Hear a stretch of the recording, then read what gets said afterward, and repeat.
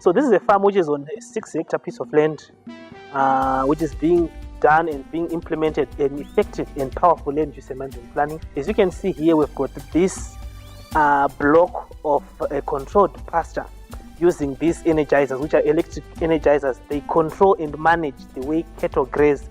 It's actually a part of precision agriculture, so you can actually see that agriculture, when you say precision, it's not only that we are talking about the use of drones, even little things like controlling pastures, managing the way your cattle move and graze. It's actually a key thing when it comes to the implementation of effective farming strategies, especially nowadays when you've got challenges of unprecedented and erratic rainfalls, things like the El Nino induced drought that we are now seeing almost all the time. But behind all this, there's a farmer who is making this whole thing to come to fruition.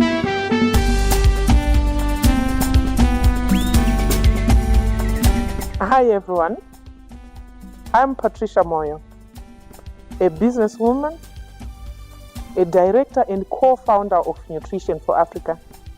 Nutrition for Africa is into agri processing of farm produce like soya, sunflower, and cotton. We are suppliers of cotton cake, sunflower cake, and soya cake. We supply these to farmers who are into poultry, piggery, dairy, and beef, among other livestock. I'm also a commercial farmer doing cattle fattening and beef production here in Dawenda.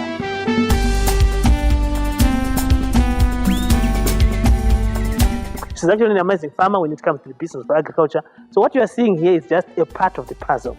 There's a bigger thing on this piece of land. Like you have heard, it's actually 6-hectare piece of land, but in terms of land use, she's actually hiring, she's actually having JVs with the community to provide things like pastures and other land to do growing of maize, which is being used for silage. I'm going to show you part of how the silage is being produced, but for this particular moment, I'm giving you an insight on what it means to effectively utilize land. So the beef that you are seeing here is part of a herd. There's a Boran breed, and there's a bit of a mixture of the Brahman and the Boran. You understand that there's a key reason why farmers have to invest into proper breeds, especially nowadays when we have got challenges of limited pastures. To ensure our commercial beef and cattle breeding is running smoothly, we had to employ land use management planning. That's why you are seeing here we have got controlled grazing, which we are using. This, you can see this is a small space where the animals are feeding, and we are using an energizer. We are also having pastures where we are going to do a silage to augment our feeding because we have got a limited land. So you see, farmers, when it comes to starting a farm, or whether you're a startup farmer or you're already into the business of agriculture, probably you are not seeing sufficient or decent returns on your investment. The problem might be on the strategies or how you are implementing your land, which is why we're talking about land use and management planning. So what you are seeing here, this wire that you are seeing, it has got electric, it's actually an electrified fence, this wire. So it helps the farmer to control the grazing, which is why this, you see that this side is actually almost overgrazed, but this side here is almost like fresh. The same applies to what you are seeing here, which is actually what you are seeing there, which is where there is the maize, which is going to be used for silage. So simple strategies like this, which is used to do things like rotational grazing, are actually very good in terms of the implementation of your land use planning. So this controlled grazing helps the farmer to make sure that you control the way your pastures are grazed. And this also helps in proper management of the pasture, so that the cattle does not move all the time freely from one part of the pastures to the other parts, but it gives a clear and a decent way to actually manage your pastures and give, of course, a better use of the pastures. The grazing potential is not completely destroyed. Even when you've got pastures like, or when you've got animals like sheep and goats, you can actually see in this whole paddock that we have here, they've got bushes and shrubs. Those ones are actually integrated for a reason. Some of the animals are browsers, whereas some are grazers. So it's very important for a farmer to have a properly run cattle business where you manage the pastures, because the pastures are what determines the viability or the value or how much money are you going to put in your cattle business. Because remember, we've got a situation where 70% of your cost of production, if you're into a livestock business, are mostly feed. So if you properly manage your feed, you are actually reducing the cost of the overall running of the enterprise. So which is why you see here, the pastures that you are seeing here are properly managed by using of this energizing fence. Like I said, technology is not about flying drones, robots, and all those fancy stuff. Even the little things like managing your pastures can actually go a long way in terms of management and implementation of your farm business.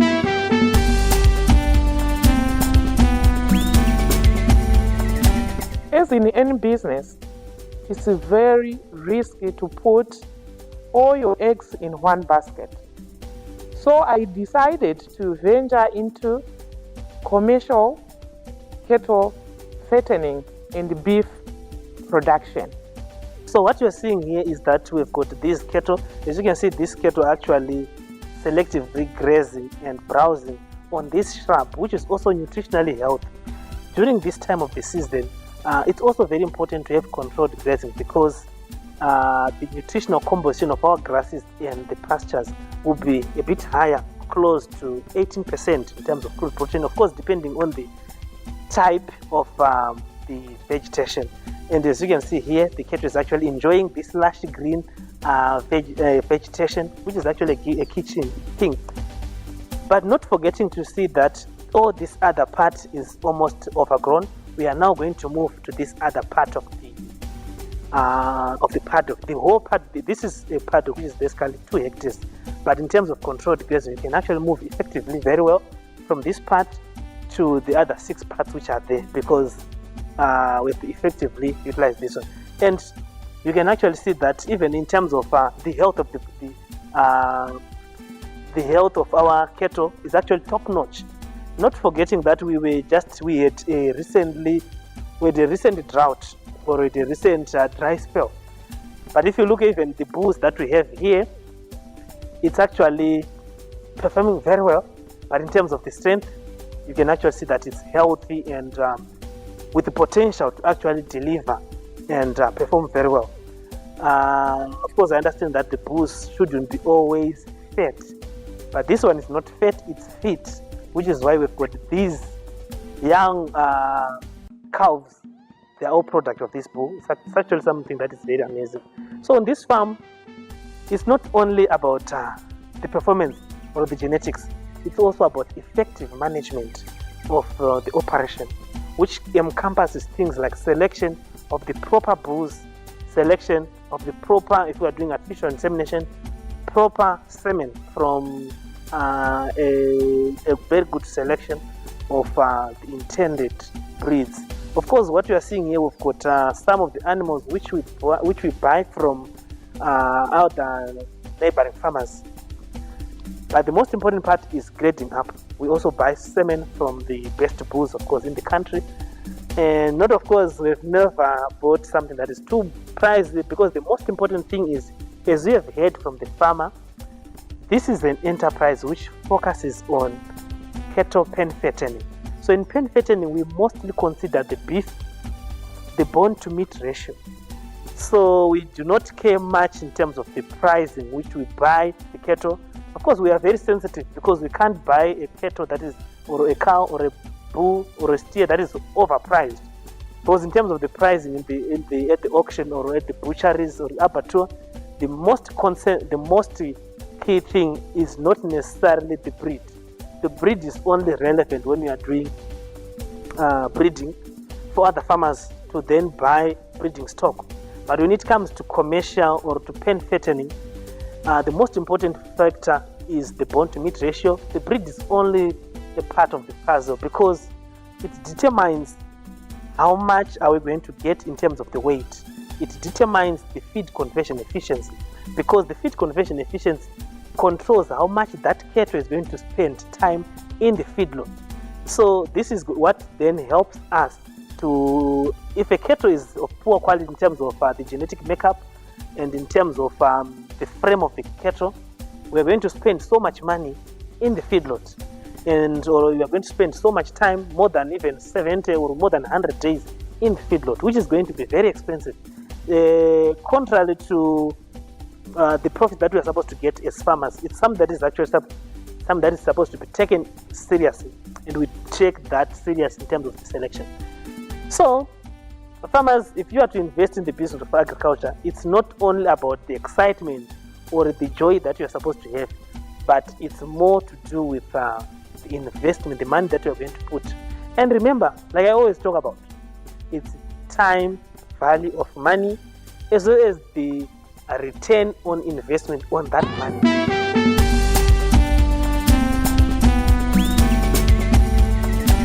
For us to achieve what we now have, we had to work with AfroStrain management, which does the land and use management planning.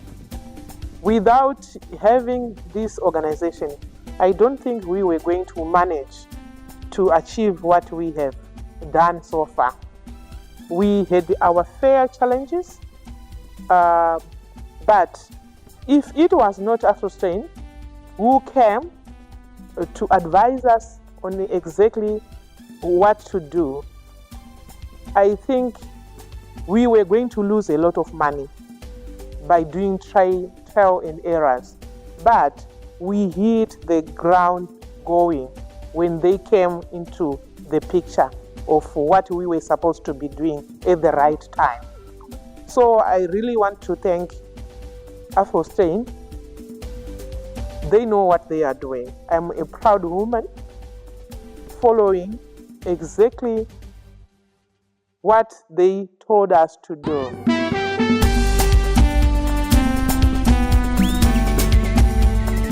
So, how are you seeing this effective land use and the pasture management side that you have employed? Given that I'm working on a 6-hectare plot, the land and the land use management plan is very good to me. You can imagine this is less than 6 hectares, but I've got all this what I'm having, and the fact that we are using silage is a plus to us. Yeah, because especially in this coming season, with the full start of the season, and a lot of farmers panicked. I'm sure you also had your own fair share of panicking. I've also noticed that even in terms of the maize, you normally do so much in terms of the maize. So, which is probably the reason why you introduce this controlled grazing, so that you don't overutilize the pastures. Yes. Are you planning to increase in terms of the head composition, the head size? Oh, I'm going to do likewise, because I hired out some land. I am assigned to 6 hectares, but I managed to talk to nearby farmers who had to give me their land. I'm sitting on about almost 10 hectares, which I did this year. Last season, I did 3 hectares of silage, and it pushed about 6 months. Yeah. Yes. So, given that I've increased the planted area of maize, it means next season I won't be worried. And for your own information, Yeah. the silage I did during the time of the drought, Mhm. I was a smiling farmer. Yeah. That's actually something. That is something to be proud of, because Sure. I know that a lot of people struggle with silage. Actually, Yes. they struggle with the Uh-huh. things like how to make it, how to get the most from the silage, and so forth. But you did something very good, because it's something that is a game changer in terms of the feed that you are giving, and in terms of how much you get. Honestly, it is a game change. Mhm. It is. I never lost any animal, and the animals were fit, like Yeah. they are grazing, and yet it was dry. Yeah. Yeah. That's actually a game changer, because silage is a form of wet feed. You know, the other important part of silage, you see, most of people, number one, not only silage, also even in terms of hay. You see, the grasses that we are seeing here, they are now reaching their physiological maturity, or they are now producing the seeds. And what happens when the grass is now producing the seeds? It means it is channeling all its nutritional composition, the crude protein, the energy to the grains, because it's preparing its seed for the next season, so that the seeds can go to a state of dormancy, which is basically a state where they can't reproduce, Okay. up until they receive another annual rainfall. So if you are to harvest for silage, now is actually the perfect time, Okay. because they've so not for silage, for hay, it's now the perfect time, because that is where the grass has got most More of its nutrients. nutrition. But when you look at what other farmers do, they produce they cut hay when the grass is now brown. But during that time, the grass will have less than 2% even crude protein, depending, of course, in types of the grass. Okay. So it's very important to actually cut the hay now. But in terms of crude protein, in terms of the silage, you notice that silage is a game changer, because you are harvesting your maize at milk dough stage, Yeah. and you are preserving that as wet feed. The same way these cattle are grazing this is the same way they enjoy that silage, because it would have been harvested at the perfect time, and its crude protein will be around 8 to even, sometimes depending on the type, but of course with maize, we're around 8 to 11% crude protein, which is something that is actually a game changer. And in terms of energy, we're talking about more than 16 megajoules per kilocalorie, which is something that is actually a game changer in terms of the nutritional value of the cattle. So you see, this is why your cattle is almost held across the entire season, which is something that is also very important even to the farmers who want to do venture into this business. It's actually a game changer. So to you viewers, we want you to join us in the business of cattle, in the business of farming, where you contribute in your small area, not of course to just poverty alleviation, but to your financial well-being, because nowadays, because of the shift of the seasons, and because of the changes in the global financial crisis, the thing, because of the inflation, I'm sure if you have been following what has been happening to the United States dollar, you notice that in the year 2020, from January of 2024 to December 2024, US dollar lost 18% of its value. That means if you have invested, if you have saved so much money, you have lost about 1,800. So the safest way is to actually invest in tangible or physical assets like or live assets like the cattle. My advice to other farmers, be it women or men, the sky is the limit. Never mind the size of the land, you can do greater things. You need not to do self-on farming. You need to take the notes, the advice from the land use management planning, so that you can achieve your goals. So far, so good on what we have been doing and what we have been following.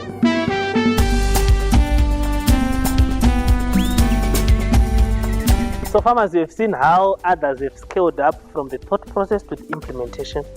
This January is where majority of New Year resolution will be executed. Unfortunately, a lot of people just write their resolutions, put them on the notice board, and by the 20th or by the 1st of February, all dreams will be shattered with a lot of excuses. And I thought maybe I would have done this or this. So we've just shown you one example of the farmers that have taken it from the word to the action. So beyond just planning, beyond just execution, there is the result that has to be measured. So what you've seen here is just an example of what it means to plan and execute. Not only execution, but precisely and strategically. Remember, if you just plan without a strategy, it's almost meaningless. And I know that a lot of people want to confuse the two between planning and execution, or planning and strategy, and call their plans strategic plans. But there is a key distinction between a plan and a strategy. So we want to work with you on the planning as well as on the strategizing, and more importantly on the execution. Thank you so much. I'll share with you this and much more success stories of farmers who are doing very well in terms of implementation of land use and management planning, specifically those farmers who are doing it from the passion and not just having vast tracts of land and doing almost nothing.